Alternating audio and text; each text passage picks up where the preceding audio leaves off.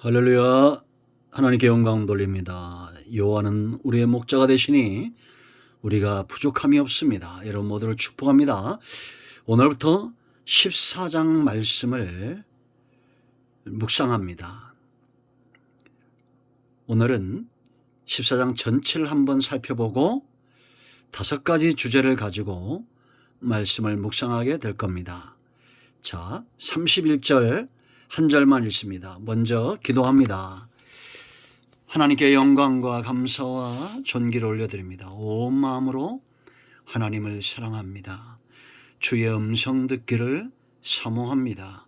깨닫기를 원하며 믿음에 서고 이 어려움의 시대에 하나님이 행하신 일들을 우리가 온전히 분별하고 하나님이 기뻐하는 곳에 언제나 있기를 소망합니다. 출애굽기 14장의 말씀을 수종드는 종이나 사모하는 백성들이나 동일하게 하나님의 은혜와 깨달음을 체험하는 귀한 시간이 되게 하옵소서. 예수님의 이름으로 사모하며 기도합니다. 아멘. 자, 31절입니다. 이스라엘이 여호와께서 애굽 사람들에게 행하신 그 큰 능력을 보았으므로 백성이 여호와를 경외하며 여호와와 그의 종 모세를 믿었더라. 아멘. 여러분 14장을 꼭 읽어보시기 바랍니다. 14장은 읽기만 해도 재미가 있고 흥분이 됩니다. 우리가 잘 아는 내용들이죠. 이스라엘 백성들 앞에서 홍해가 갈라지고 그들은 마른 땅을 건너는 것처럼 홍해를 건너고 바로와 그의 온 군대가 홍해에서 수장당하는 그런 내용입니다. 마치 영화를 보는 것 같습니다. 우리가 주의 깊게 읽고 성령의 인도하심을 구하며 이 말씀을 묵상한다면 절대 홍해 도화 사건이 우연이거나 인간이 만들어낸 전설이다, 이런 말들이 나오지 않을 겁니다. 여러분, 사람의 말이 아닌 하나님의 음성과 성령의 나타남과 능력 가운데 이 말씀들이 우리에게 깨달아지기를 원합니다. 자, 이제 여러분들이 13장 우리가 잘 지나왔죠. 이제 13장, 14장, 15장 가면서 꼭 기억해야 될 것이 있습니다. 그것은 무엇이냐? 구원, 출애굽입니다. 구원은 출애굽이다. 항상 이것을 마음에 기억하십시오.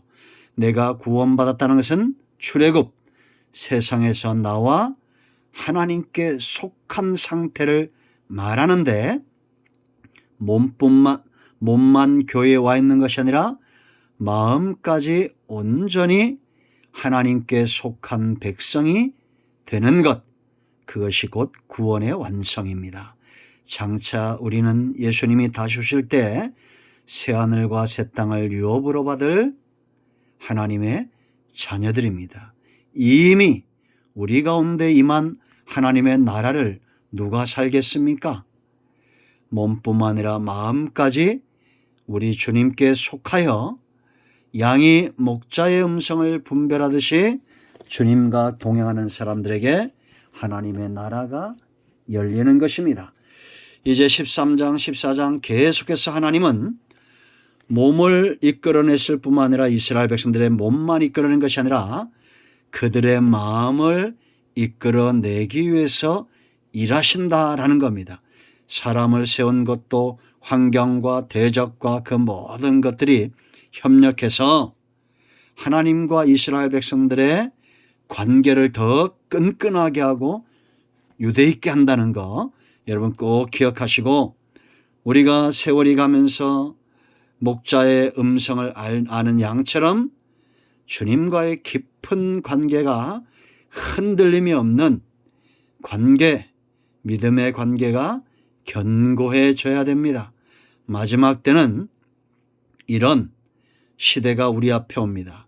아들의 음성, 요한복음 5장 24절 25절에 있는 대로 예수님의 음성을 듣는 자들이 살아나는 시대가 도래하게 될 겁니다.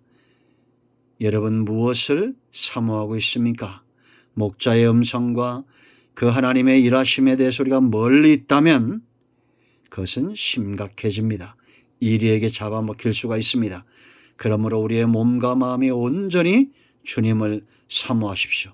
14장의 사건을 통해서도 하나님은 이스라엘 백성들의 마음을 움직이는 겁니다. 오늘 우리가 읽었죠. 그들이 여호와를 경외하고 그의 종 모세를 믿었더라. 이제 네 번째 주제에서 이 부분을 더 다루겠지만요. 여러분들이 교회에 나오고 예수님을 믿는 순간부터 하나님은 여러분의 마음을 얻기 위해서 일하신다는 것을 아셔야 됩니다. 자, 보세요 여러분. 이제 하나님이 이스라엘 백성들을 애굽에서 이끌어냈습니다. 그런데 어디로 이끌어가느냐? 1절로 3절 말씀을 보면 바로가 보니까 3절에 바로가 이렇게 말합니다. 그 땅에서 멀리 떠나 광야에 갇힌 바 되었다 하더라 라고 말합니다. 바로가 볼 때 하나님이 이스라엘 백성들을 광야에다 가둬놓은 것처럼 갇혀버렸다는 거예요. 앞에는 홍해가 있습니다. 2절 말씀을 보세요. 좌우에는 앞에는 바다와 좌우에는 믹돌 사이 비하이롯, 이거는 절벽입니다. 앞에는 바다, 사방 좌우는 절벽. 바로가 보니까 쫓아가면 그들을 잡을 수 있을 것 같은 거예요. 그리고는 600승의 병거와 2,000명이 넘는 군대를 동원하여 추적해 옵니다. 뒤에는 적들이 바로가 그의 모든 군대를 이끌고 요즘으로 말하는 탱크 같은 이 병거를 이끌고 오는 겁니다. 우리가 예수님을 믿다 보면 이런 상황에 올 수가 있습니다. 사방이 막혀있는 사면 초가와 같은 상황이 올 수 있다는 겁니다. 왜 그러신다고요? 우리의 마음을 이끌어내기 위함이다라는 겁니다. 이렇게 사방이 우겨싸움을 당하고 앞에도 문제, 좌우에 문제, 뒤에는 적들이 쫓아올 때 우리는 기억해야 됩니다. 하나님은 절대 저와 여러분을 망하게 하고 죽이고 실패하게 하기 위해서 구원시킨 것이 아니다라는 겁니다.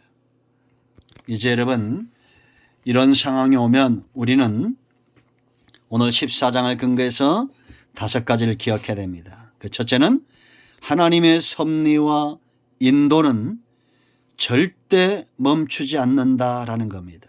목자는 양을 잃어버리지 않습니다. 1절로 9절에서 우리가 이 부분을 살펴볼 겁니다. 양은 간혹 목자를 위해서 원망하고 불평하고 떠난다 할지라도 목자 되신 하나님은 절대 하나님의 섭리와 그 인도하심을 멈추지 않는다.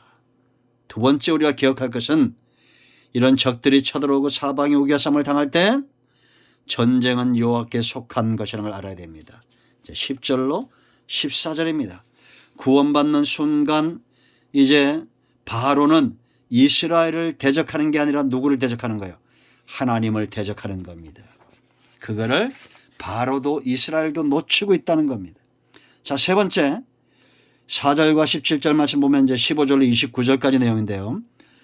먼저 4절에도 나왔고 17절 나오는 것, 하나님은 절대 영광을 빼앗기지 않는다라는 겁니다. 그러므로 전쟁이 크면 승리도 크고 영광도 크고 문제가 크면 해결의 감격과 기쁨과 영광도 크다는 겁니다.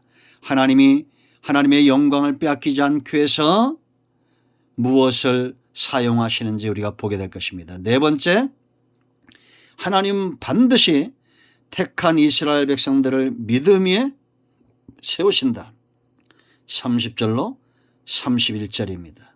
이 사건 이후에, 이 놀라운 기적 이후에 이스라엘은 보다 더 믿음 위에 선다.